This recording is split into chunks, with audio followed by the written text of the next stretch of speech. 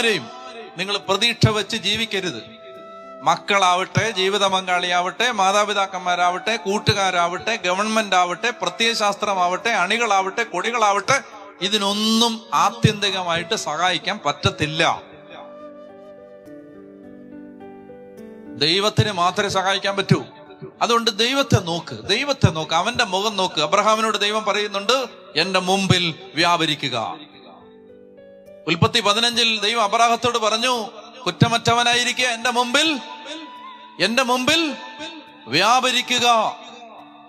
എന്റെ മുമ്പിൽ വ്യാപരിക്കുക. എന്റെ മുമ്പിൽ നിൽക്ക്. നീ വേറെ ആരുടെ മുമ്പിൽ നിൽക്കണ്ട, എന്റെ മുമ്പിൽ നിൽക്കുക.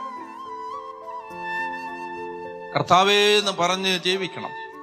കർത്താവിനെ ലക്ഷ്യം വെക്കണം. ഇടം വല്ലം തിരിയരുത്. ദൈവം കാത്തോളും. മനസ്സിലായോ? ദൈവം കാത്തോളും. അത്ര ഉറപ്പുണ്ട്. ദൈവം കാത്തോളും.